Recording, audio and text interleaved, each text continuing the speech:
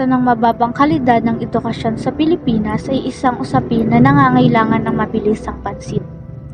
Ang kalidad ng edukasyon ay may mahalagang papel sa paghubog ng kinabukasan ng isang bansa. Gayunpaman, ang Pilipinas ay nagtutunggali sa madaming hamon na nagpigil sa pagbibigay ng mataas na kalidad na edukasyon. Bago pa man ang pandemya ng COVID-19, kasalukuyan na ang Pilipinas ay isang makabuluhang krisis sa pag-aaral. Ang mga istatistika ay nagsiwalat na 9 sa 10 mga bata na may edad na 10 taong gulang ay hindi nakakabasa ng mga simpleng teksto. Ang konstitusyon ay nag-uutos na ang Estado ay dapat protektahan at itaguyod ang karapatan ng lahat ng mga Pilipino sa accessible at dekalidad na edukasyon. Sa kabila nito, nagpapatuloy ang mga bitak sa sistema ng edukasyon sa Pilipinas. Ang pantay na pag-akses sa dekalidad na edukasyon ay nananatiling mahirap abutin sa lahat ng mga taon ng formal na edukasyon.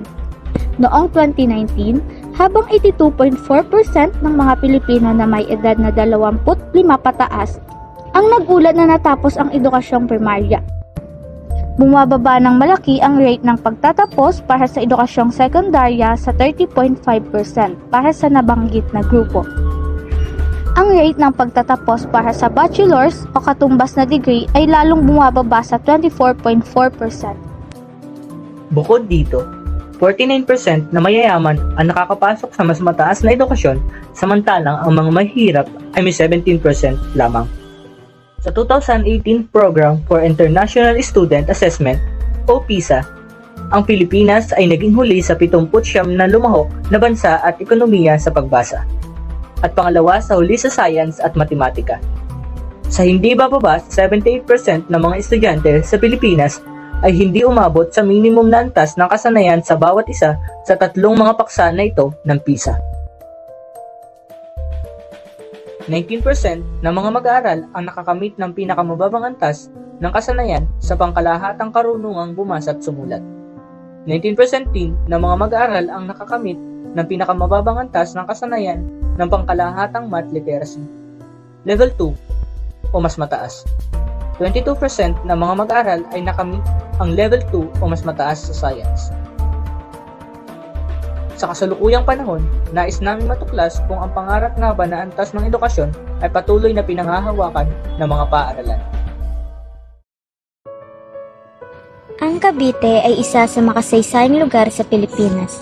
Ito rin ay nagtataglay ng iba't ibang klase ng paaralan na nag-aalok ng iba't ibang klase ng oportunidad para sa mga kabataan, pampubliko o pribado. Isa sa mga lugar sa Cavite ay ang General Mariano Alvarez, na nagtataglay ng maraming pampublikong paaralan para sa lahat ng kabataan. Sa distrito ng General Mariano Alvarez, may isang barangay na tinatawag na San Jose. Sa kabila ng pagiging munting barangay ng San Jose, matatagpuan rito ang isang paaralan ng elementarya, ang San Jose Elementary School. Ang San Jose Elementary School ay itinatag noong June 1, 1968. Ang unang naging tagapayo ng San Jose Elementary School ay si Ginang Supirla B. Marte. Nagkaroon siya ng mahalagang papel sa pagsulong ng paaralan at pagtatag ng pundasyon nito. Ang liderato at dedikasyon ni Ginang Supirla Marte ay nakatulong sa maagang pag-unlad at paglaki ng San Jose Elementary School. Kinikilala ang San Jose Elementary School bilang isang paaralan na pinamamahalaan ng Department of Education o ng DepEd sa Region 4A. Ang paaralang ito ay nag-o-offer ng classes mula kindergarten hanggang elementarya at student and special education o SPED. Mula sa kindergarten hanggang elementarya, ipinagmamalaki ng paaralang ito ang pagbibigay ng sapat na kaalaman at paglinang sa kaisipan ng mga mag-aaral. Ang San Jose Elementary School ay nagbigay ng dekalidad na edukasyon sa mga mag-aaral sa lugar na ito sa loob ng maraming taon. Ang San Jose Elementary School ay hindi lamang isang lugar ng pag-aaral, kundi isang kapaligiran na nagpapalakas sa buong pag-unlad ng mga mag-aaral. Upang malaman ang kalidad ng pagtuturo ng mga guro sa paaralang ito, ang aming grupo ay nag-interview ng ilang mga guro mula sa iba't ibang baitang. I am Maylene F. Lamso, a kinder teacher for 15 years. Jane Avelia, grade 2, teacher. Tapos ako ay mga 2 years pa lang sa SBS. Ako naman po, si Jane Juliano. Balas po kami grade 2 advisor. Dito sa elementary school. Magpo 5 years na po ako sa public school. Ako po si Ginoong Samuel Estilas po. Ako po ay 23 taong gulang na sa servisyo. 23 years in the service. Anong grade po yung tinuturoan niyo? Grade 5 po. Bakit niyo po napili yung profesyon na magiging? Actually, hindi ako pero pinili para sa akin. Pero as the years go by, at saka nandito na ako sa profession na natuto ko siya. Siyempre po yung love sa mga bata, yung gusto mo, yung eagerness mo na ma-impart mo yung knowledge mo sa mga kabataan. Makita mo na may learn talaga sa kanila. Pili ko po ang profession public teacher dahil gusto ko maibahagi sa mga kabataan yung aking mga natutunan ng mag-aaral. Gaano kahalaga na may experience or qualified ang isang teacher para magkaroon ng quality? But they say that experience is the best teacher. So, habang na-experience mo, kasi mas madali mo maituturo, mas madali mo marirelay yung mga gustong ibahagi sa mga sadyaki mo kung ikaw mismo ang experience mo. Importante po yung experience sa teaching kasi syempre, ikaw yung mag-model sa mga kabataan, lalo sa amin, nasa primary kami. Napakahirap mag-handle ng mga bata, especially dito sa public school na 40 to 50 ang mga pupils, napakahirap i-handle. So, yung experience ng teacher, isa yun sa mga mahalaga talaga para makakomunicate mo yung mga bata. Kasi pag matagal ka na sa pagtuturo, mas nalalaman mo kung ano yung mga dapat, yung medyo mabawasan mo, ano yung mas gagawin mo para sa mga Ano naman po yung mga strategies po na ginagawa niyo po para makuha po yung attention po ng students po? Okay. Meron tayong different activities, various activities na strategies na ginagamit para sa kanila. Kasi especially kami na kinder teachers, ang attention span ng mga bata namin ay napaka-exit. So, meron dyan magamit ng songs, magamit kami ng video clips, magamit ng games para makuha yung attention.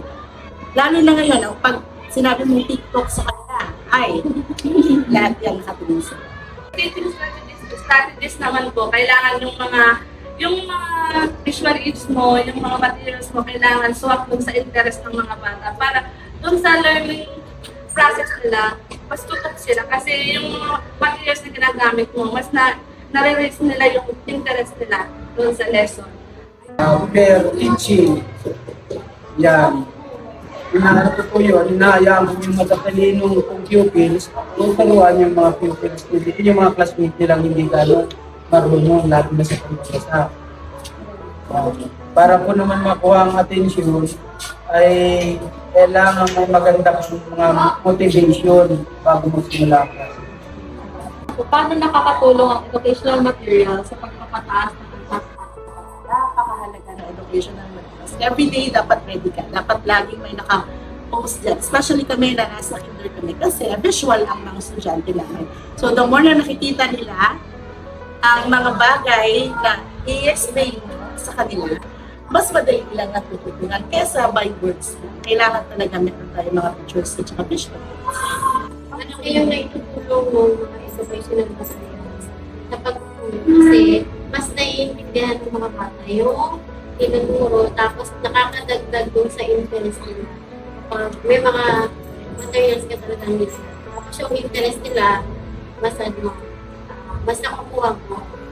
Ay napakahalaga po niyan. Yung nakakatulong po talaga yan dahil dati wala pa ho ako, hindi pa ako nagamit ng TV dahil wala akong TV. Kung magkaroon ng TV, nakakapag-presenta ako through PowerPoint. Kaya medyo mas nagiging interest na lang mga TV. Paano nakatutulong ang pag-usbong ng teknolohiya sa pagpapamuti ng kalidad ng lugar? Napakalaking tulong sa amin ng technology. Pinalagaan nila yung aming trabaho sa pagpapagawa ng PowerPoint presentation para sa kanila, paggawa ng mga video clips. Lalo na nung pandemic, nung kami ay nagkaroon online classes, sa amin para maturuan ng mga bata kahit sila ay nasa bahay nila.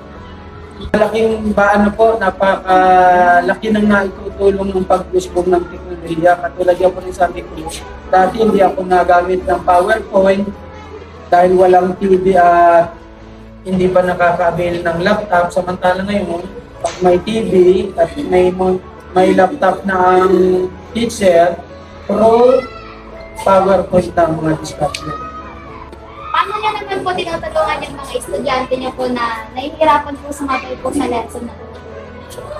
Tinatawag na enhancement at saka enrichment. Kapag merong mga bata na sobrang bilis na, iba na yung activity nila. Pero yung mga batang mababagal, katulad ng tanong mo, nagkakaroon kami ng reading programs, iniiwan sila, pinababalik sila sa hapon para sila pagpapasahin.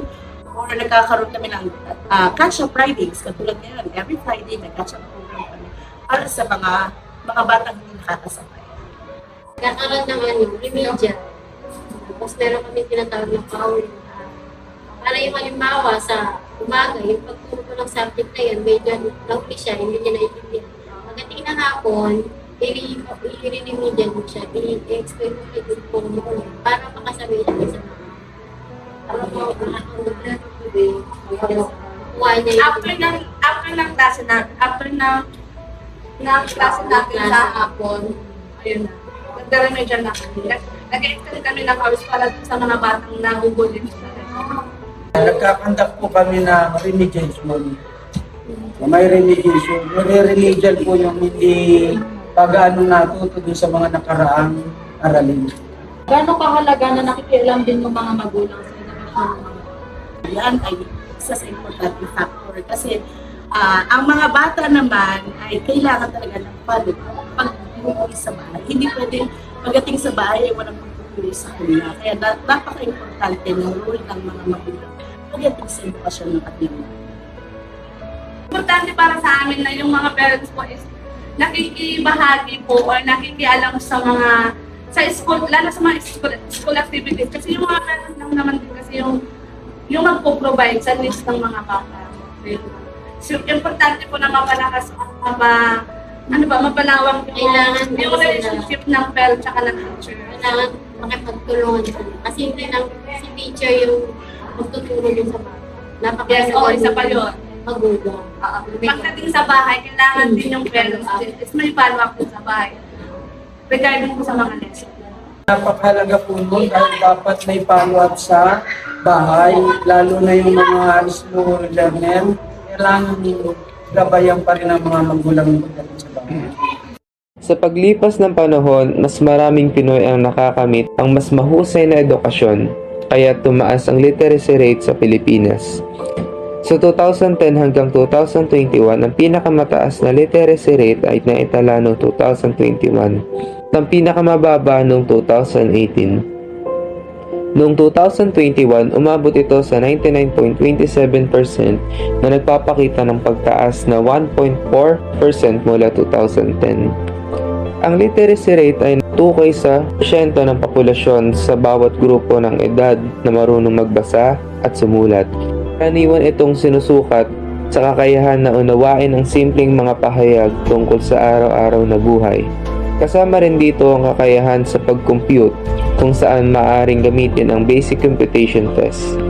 Ang literacy rate ay nagpapakita ng kahalagahan ng primary education at literacy programs.